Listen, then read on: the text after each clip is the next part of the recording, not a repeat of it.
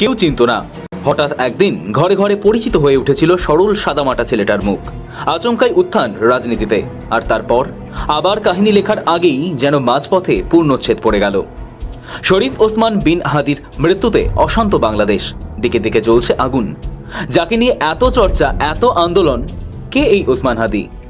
অতি সাধারণ ঘর থেকে উঠে আসা ওসমান হাদি হয়ে উঠেছিলেন বাংলাদেশের জনপ্রিয় মুখ।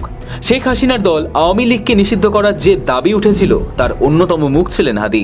বলা চলে সেই সময় থেকেই তার উত্থান। সাধারণ ঘরের ছেলে, আন্দোলনের মুখ। 1993 সালে 30 জুন বাংলাদেশের বরিশালে জন্ম ওসমান হাদির। 6 ভাই বোনের মধ্যে সবচেয়ে ছোট হাদি।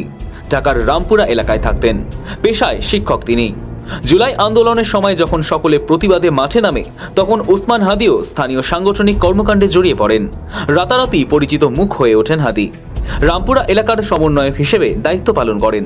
তার কণ্ঠ ছিল স্পষ্ট, ধারালো ও আপোষহীন। ইনকিলাব মঞ্চ ও জুলাই অভ্যুত্থান। 2024 সালে জুলাই মাসে বাংলাদেশে যে ছাত্র আন্দোলন ব্যাপক গণ অভ্যুত্থানের রূপ নেয়, তার অন্যতম চালিকা শক্তি ছিল ইনকিলাব মঞ্চ। এই প্ল্যাটফর্মটি গড়ে ওঠে মূলত শেখ হাসিনা সরকারের বিরুদ্ধে শিক্ষার্থী ও তরুণ সমাজের ক্ষোভকে সংগঠিত করতে। ওসমান হাদি ছিলেন এই মঞ্চের প্রধান কণ্ঠস্বর। মিছিলে তার স্লোগান, সমাবেশে তার বক্তব্য এবং ক্যামেরার সামনে তার দৃঢ় অবস্থান তাকে দ্রুত জনপ্রিয় করে তোলে। সমর্থকদের কাছে তিনি ছিলেন ভয় না পাওয়া নেতা। আবার সরকারের সমর্থক মহলে তাকে দেখা হতো এক বিপজ্জনক উস্কানিদাতা হিসেবে। আওয়ামী লীগকে নিষিদ্ধ ঘোষণার দাবি। বঙ্গবন্ধু কন্যা শেখ হাসিনা সরকারের পতনের পর আওয়ামী লীগকে নিষিদ্ধ ঘোষণার দাবিতে যারা সরব হয়েছিল, তাদের মধ্যে অন্যতম ছিলেন ওসমান হাদি। এই সময়ই তৈরি হয় ইনকিলাব মঞ্চ। এর লক্ষ্য ছিল বাংলাদেশের স্বাধীনতা, সার্বভৌমত্ব রক্ষা এবং ন্যায় বিচারের দাবি প্রতিষ্ঠা করা। ইনকিলাব মঞ্চ গঠনের পর জুলাই অভ্যুত্থানের স্মৃতি রক্ষা, অপরাধীদের বিচার, আহত নিহত ব্যক্তিদের স্বীকৃতি এবং জুলাই চার্টার ঘোষণার দাবি তোলেন হাদি, যা তাকে রাজনৈতিক আলোচনার আরও কেন্দ্রবিন্দুতে নিয়ে আসে। বঙ্গবন্ধুর বাড়ি ভাঙচুরেও যুক্ত হাদি। হাদিকে ঘিরে বিস্তর বিতর্ক রয়েছে। 32 ধানমান্ডিতে বঙ্গবন্ধুর বাড়ি ভাঙচুরেও যুক্ত ছিলেন হাদি। ইনকিলাব মঞ্চের মাধ্যমে হাদি আওয়ামী লীগের দমন পীড়ন ও হত্যাকাণ্ডের জন্য দায়ী করে নিষেধাজ্ঞার দাবি তুলে ধরেন এবং দাবি না মানলে সচিবালয় ঘেরাওয়ের হুমকি দেন। হাদি সম্প্রতি সোশ্যাল মিডিয়ায় দাবি করেছিলেন যে তাকে বিভিন্ন নম্বর থেকে ফোন মেসেজ করে খুনের হুমকি দেওয়া হচ্ছে। তবু ভয় পাননি হাদি। রাজনীতির মূল স্রোতে প্রবেশের চেষ্টা।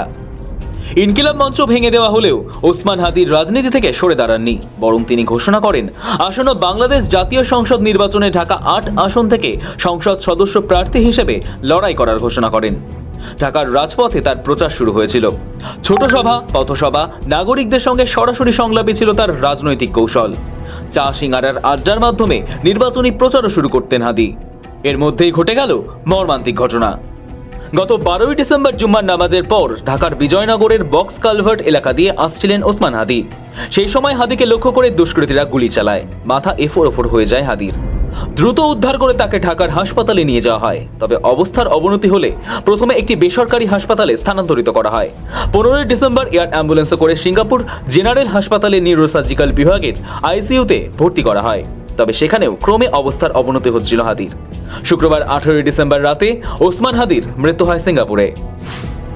আমিও হাদি হব। বৃহস্পতিবার রাত থেকেই ঢাকার রাস্তায় স্লোগান উঠেছে, আমিও হাদি হব, গুলির মুখে কথা কব।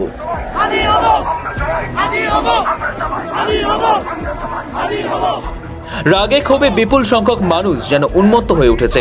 ওসমান হাদিকে নিয়ে আবেগ এমনই। ঢাকার শাহবাগ সহ বিভিন্ন এলাকায় বিক্ষোভ, অবস্থান ও প্রতিবাদ কর্মসূচি শুরু হয়। উত্তেজনার মধ্যেই রাতভর একাধিক স্থানে হামলা, ভাঙচুর ও অগ্নিসংযোগের ঘটনা ঘটে। সংবাদ মাধ্যম প্রথম আলো ও ডেইলি স্টারের দপ্তরে হামলার অভিযোগ উঠেছে। পরিস্থিতির জেরে শুক্রবার এই দুই দৈনিক পত্রিকার মুদ্রিত সংস্করণ প্রকাশ করা সম্ভব হয়নি। অনলাইন পরিষেবাও কার্যত অচল হয়ে পড়ে। অশান্তির আঁচ ছড়িয়েছে ঢাকার বাইরেও। চট্টগ্রাম, রাজশাহী সহ দেশের বিভিন্ন জেলায় সহিংস ঘটনার খবর মিলেছে। এমনকি ধর্ম অবমাননার অভিযোগে ময়মনসিংহের ভালুকায় এক হিন্দু যুবককে পিটিয়ে হত্যা করারও অভিযোগ উঠেছে, যা পরিস্থিতিকে আরো জটিল করে তুলেছে। জাতির উদ্দেশ্যে ভাষণ ইউনূসের। ওসমান হাদির মৃত্যুর পর জাতির উদ্দেশ্যে ভাষণে অন্তর্বর্তী সরকারের প্রধান উপদেষ্টা অধ্যাপক মোহাম্মদ ইউনূস শোক প্রকাশ করেন। তিনি জনগণকে ধৈর্য ও সংযম বজায় রাখার আহ্বান জানান এবং অপপ্রচার ও গুজবে কান না দেওয়ার অনুরোধ করেন। একই সঙ্গে হত্যাকাণ্ডের পূর্ণাঙ্গ তদন্ত ও দোষীদের গ্রেপ্তারের আশ্বাস দেন।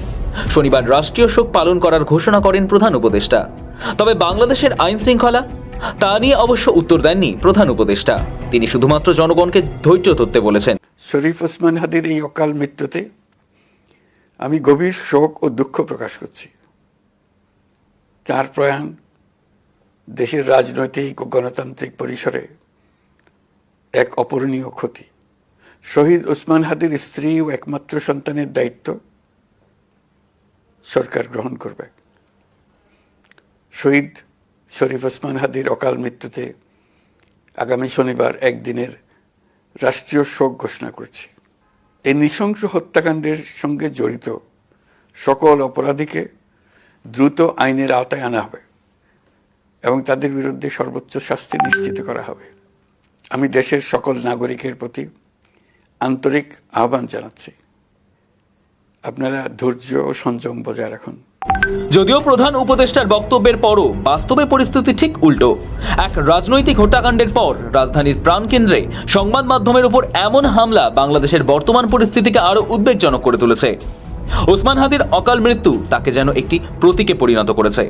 সমর্থকদের চোখে তিনি হয়ে উঠেছেন রাষ্ট্রীয় দমননীতির বিরুদ্ধে প্রতিরোধের প্রতীক, আর সমালোচকদের মতে তিনি বাংলাদেশের অস্থির রাজনীতিরই এক পরিণতি।